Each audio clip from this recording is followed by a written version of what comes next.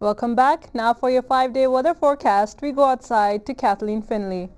You may have noticed it's been one of the warmest falls on record. Environment Canada is expecting the temperate weather to continue on into December. They're saying there should be less snowfall and warmer temperatures than average. Let's take a look at the next 5 days ahead. Today we'll see a mix of sun and cloud with a high of 6 and getting down to 0. Wet flurries will start in tonight and carry into tomorrow. The high of 3 and the low hovering around the freezing point. If you need to start your Christmas shopping, it might be best to try to get out on Saturday during the day. It's going to be about 5 degrees. Overnight, it's going to turn quite chilly though. The low will dip down to -6 and the rain will move in on Sunday. The high of 7, low of 4. The rain will most likely carry over into Monday morning. The temperature won't be too bad though. There'll be a high of 6 and a low of 3. That's it for me outside. Back to you guys in the studio. Thanks, Kathleen. Good news for York University. They'll be the recipients of a hefty gift today. HSBC Bank Canada will give $1 million to the school's Faculty of Environmental Studies. This will be the single largest corporate donation to this field of study in Canada. The funding will create scholarships for bright students who study everything from solar energy to green politics. Charges have been laid in the death of a York Regional Police officer. George Woodruff is charged with careless driving and failing to stop at a stop sign under the Highway Traffic Act. Superintendent Mark Grant died and his fiancée suffered serious injuries when their car collided with a pickup truck near Uxbridge, Ontario. Woodruff suffered minor injuries. The CN Tower will be bathed in red lights tonight and red ribbons will be handed out at subway stations. It's in recognition of World AIDS Day here in Toronto. Many countries around the globe are doing something to commemorate the 23rd World AIDS Day. U.S. President Barack Obama has announced $50 million will go towards boosting treatment in the U.S. The Obama administration hopes to build on the president's emergency plan for AIDS relief and get more drugs to more people living with the virus.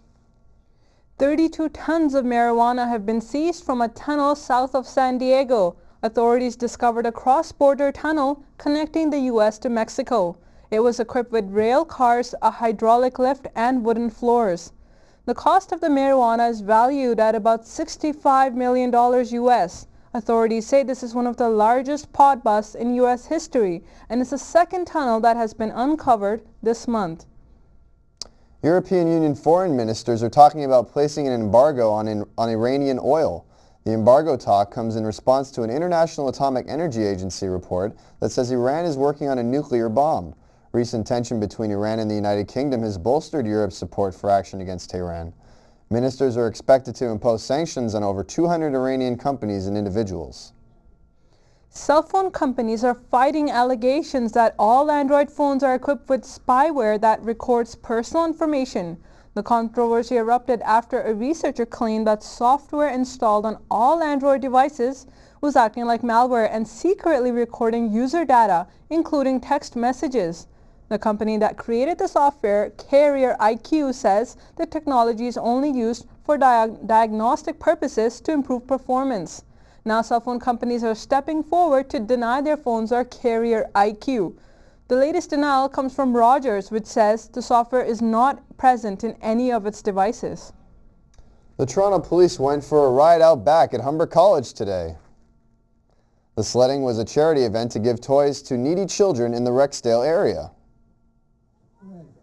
There's a lot of kids in the area that just don't have the opportunities that we grew up with as kids, so it's great when they make donations and they get to try a sport that they maybe wouldn't have had the chance to before. Kids had fun despite the lack of snow. And now with your sports news, here's Reem Jazar.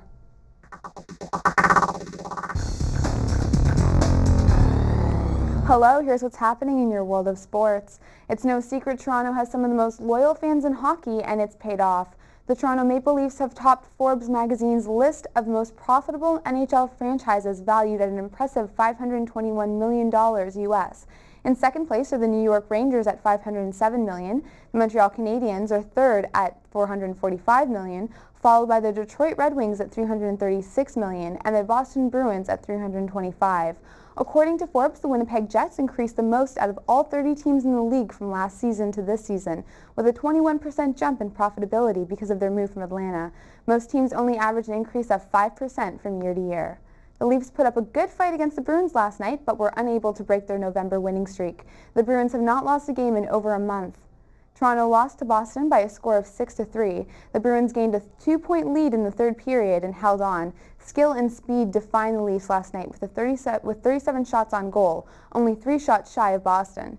The Edmonton Oilers lost to the Minnesota Wild. The Wild pulled themselves up from a 2-0 disadvantage midway through the second period. Former Oilers forward Kyle Budziak scored in a 6-round shootout, delivering the Wild their third win against the Oilers. It was a bad night for Randy Carlyle. The Montreal Canadiens lost to the Anaheim Ducks 4-1 in what has been called the Ducks' best game of the season.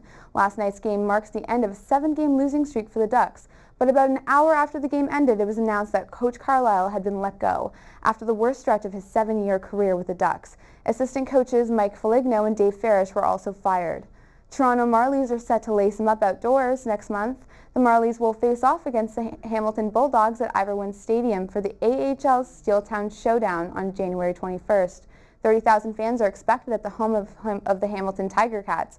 Tickets for the outdoor clash go on sale this Saturday. Buffalo Bills receiver Steve Johnson will pay for his outburst following the team's loss against the New York Jets this weekend. Johnson received word he would be fined $10,000 by the league. Johnson had mocked Jets receiver Placido Burress by mimicking shooting himself in the leg while celebrating a 5-yard catch late in the first half. Burress served 20 months in prison on a weapons charge after accidentally shooting himself at a nightclub in 2008.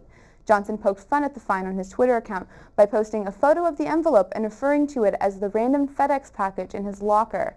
That's it for sports. Now back to the desk. Thanks, Reem. After the break, we'll get the latest in entertainment from Hannah Vanderkoy. The Grammy nominations are out, and you'll never guess who nabbed the most nods, and Hanson is brewing something new. I'll have all that and more in your entertainment update.